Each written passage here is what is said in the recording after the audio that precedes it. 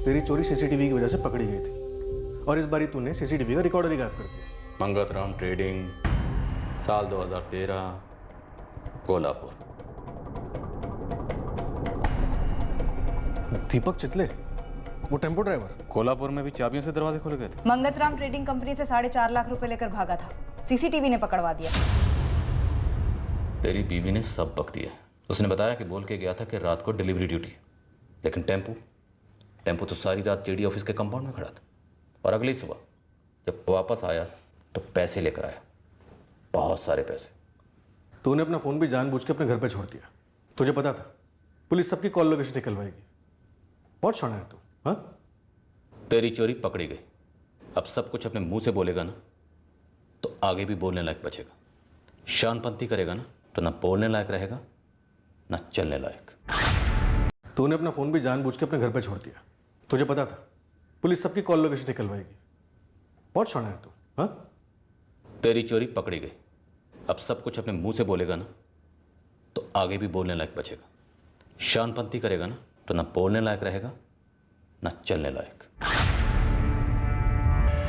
जी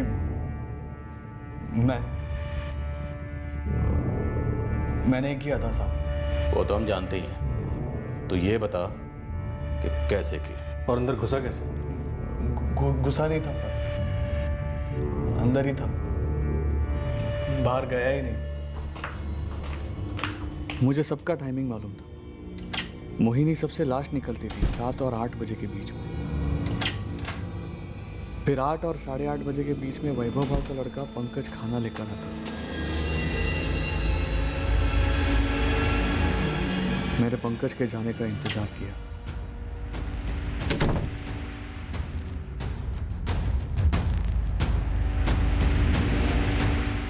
मुझे पता था फिर चंदू सारे दरवाजों पर ताला लगाएगा। मैंने उसे वो करते हुए भी देखा। मुझे चंदू का प्रोग्राम भी पता था। वो 12 साढ़े 12 बजे तक ईमानदारी से बैठता और फिर अपने कैबिन में जाके सो जाता था। मैंने थोड़ी देर और इंतज़ार किया और फिर चला गया ऊपर।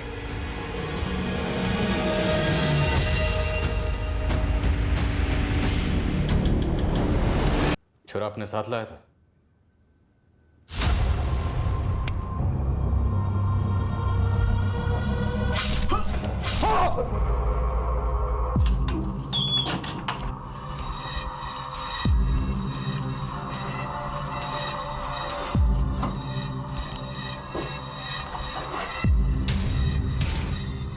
मुझे पता था कि सीसीटीवी का रिकॉर्डर पुरोहित सर के कमरे में होता है। बाहर कैसे निकला? काफ़ी अरसे से मैंने नज़र रखी थी और पता लगाया था कि ऑफिस के दरवाजे और कंपाउंड के गेट की चाबियां कौन सी हैं।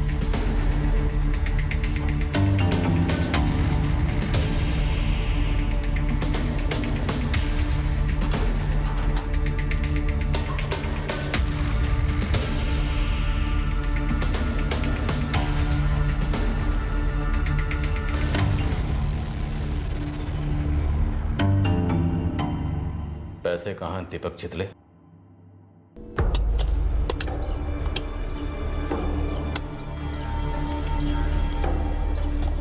दीपक के घर के पीछे से हमने सारे पैसे बरामद किए।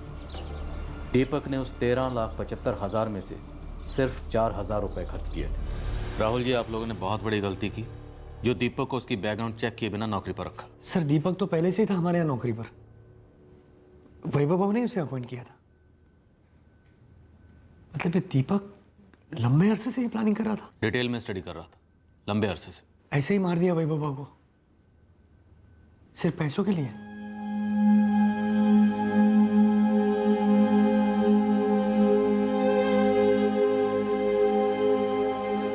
काम को लेके मैंने कभी तेरे बाबा पर कोई शक नहीं किया पंकज। ये मोहिनी, इसमें कोई सच तो नहीं है। तूने बाबा पे हमेशा भरोसा किया, तो अब उन पे क्यों शक कर रही है जब वो हमारे साथ ही नहीं है? वैसे भी अभी क्या फर्क पड़ता है आई?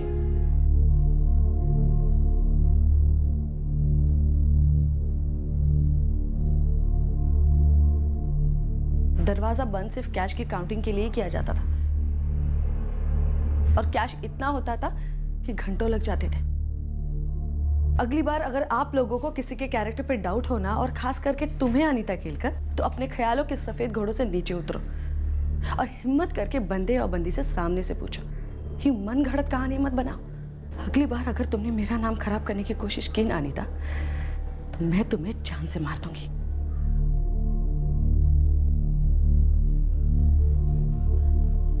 किसी के अतीत के रिकॉर्ड्स के आधार पर वर्तमान में उसके बारे में राय बनाना शायद सही ना लगता हो, पर भरोसा एक ऐसा धागा है जो वर्तमान को अतीत से जोड़ता ही है और भविष्य का अनुमान लगाता है। किसी इंसान ने क्या किया था, क्या कर रहा है, यह तय करता है कि वो आगे क्या कर सकता है।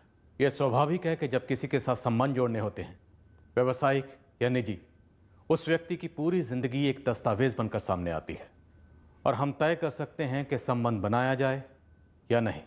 जी नहीं, ये किसी के चरित्र की आलोचना करने वाली बात नहीं है, बस एक संबंध के जोड़ने के फायदे और खतरों की स्टडी है। उसी तरह जिस इंसान के अतीत पर सवाल उठा है, उसे इस बात को समझना ही होगा कि आज किया गया गलत काम कल आलोचना के दायरे में आना ही आना है। दीपक चितलेक चोरी के केस में पकड़ा गया, इसके बावजूद उसे लगा कि अगला जुर्म उसे सावधानी से करना चाहिए, और इस बार उसने मर्डर भी किया, पर फिर पकड़ा गया। जुर्म कभी फल नहीं देता, और देता है तो फल जहरीले होते हैं। हमारे सभी दर्शकों को क्राइम पेट्रोल 70 की तरफ से नए साल की हार्दिक शुभकामनाएं। साल 2018 के पहले शनिवार को हम फिर मिलेंगे एक नए केस के साथ।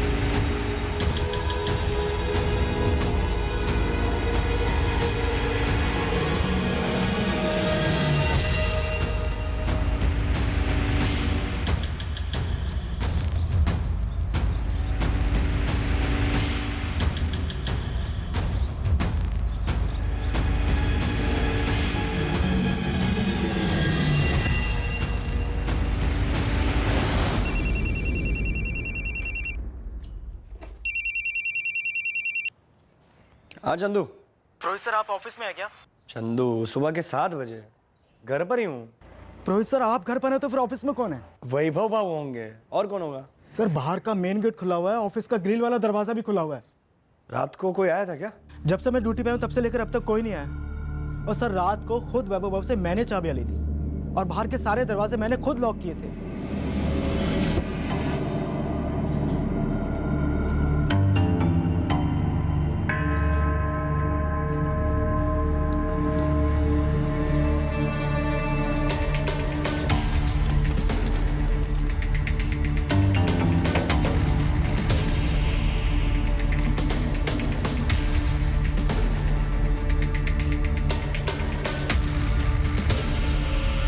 सर, दरवाजों के ताले कुंडियों पर लटके हुए हैं। जा तू अंदर जाके देख तो, सब कुछ ठीक तो है? सर, मैं अंदर जा ही नहीं सकता।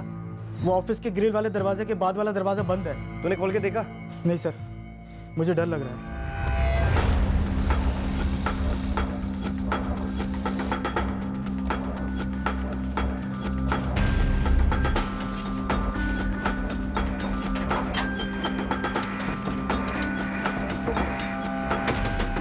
वैभव बाबू रोज इस वक्त उठकर आ जाते हैं खिड़की पर।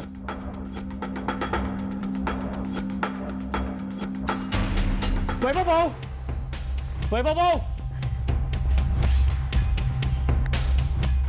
मैंने मिलाया था नंबर, बेल जा रही है। चलो ठीक से याद कर। रात को कोई आया था? 12 बजे तक तो मैं जाग रहा था, उसके बाद गया था।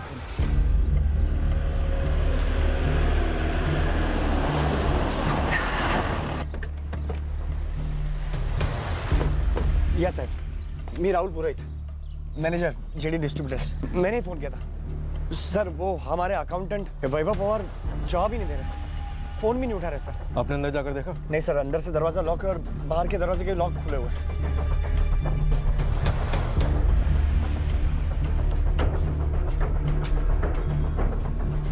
ऑफिस में किसी और के पास कोई दूसरी चाबी? 2 सेट है, लेकिन दोनों वैभव बाबू अपने पास ही रखते हैं।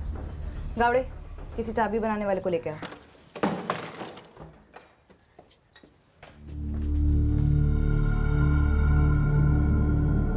सर, वैभव बाबू का कमरा ऊपर है, फर्स्ट फ्लोर पर। तुम्हारे अकाउंटेंट वैभव पवार यहीं रहते हैं? जी मैडम, हमारे सेट ने ऊपर ही एक कमरा बनवा कर दिया है, उस तरफ।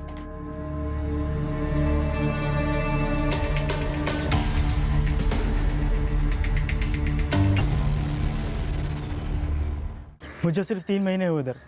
मैंने ऑफिस ठीक से देखा तक नहीं है। शाम को 7 बजे आता हूँ, सुबह 9 बजे चला जाता हूँ।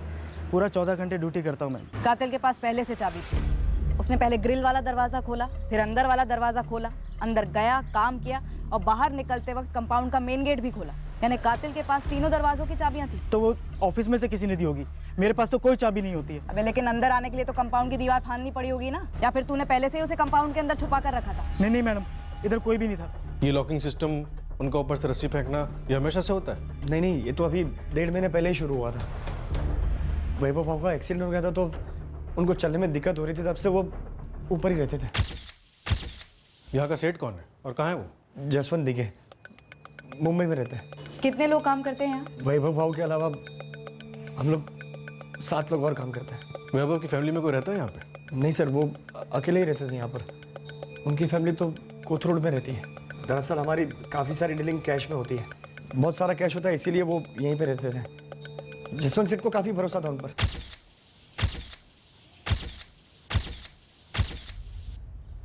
कुछ लॉजिक बन नहीं रहा है। चंद्रकांत बाहर बैठता है, चाबियों के 2 सेट हैं जो अंदर वैभव पवार के पास थे। कौन अंदर आया और कैसे, और कांड करके बाहर भी निकल गया? समझ में नहीं आ रहा सर, चाबी किसी और के पास कैसे आ सकती है? तेरा ही नाम लिख कर गया है वो दीवार पे, राहुल। क्यों, कैसे, मेरी समझ में नहीं आ रहा सर। लॉकर में कितना कैश था? कैश था, लेकिन कितने थे मुझे नहीं पता। वो वैभव बाबू की असिस्टेंट मोहिनी को पता होगा। कुल मिलाकर 9 वार हुए चाकू से। लड़ने की कोई गुंजाइश नहीं थी। एक हाथ और एक पैर में फ्रैक्चर थे। अचानक हमला हुआ होगा। भयंकर वार 9 बार। कातिल को विक्टिम पे काफी गुस्सा रहा होगा। बिल्कुल। इतने घातक हमले के बाद भी इस वैभव पवार में कुछ जान बाकी रही होगी, जो खुद को घसीटकर दीवार पर नाम लिखा। फॉरेंसिक ने दीवार पर लिखी लेटरिंग वाले ब्लड का सैंपल टेस्ट किया।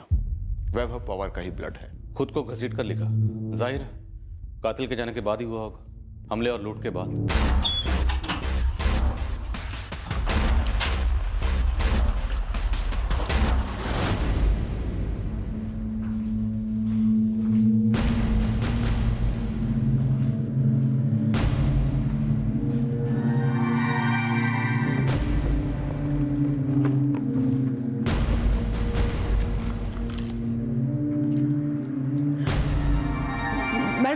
चाबियों का दूसरा सेट तो यही इसी ड्रॉवर में रखा है जहाँ वैभव सर हमेशा रखा करते थे। कितना कैश मिसिंग है मोहिनी? 13,75,000 एग्जैक्ट। मैंने कल शाम को 35,000 रुपए ऐड किए थे।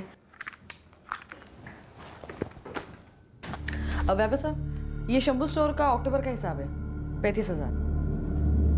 हाँ, ये लो, ये लॉकर में रखो।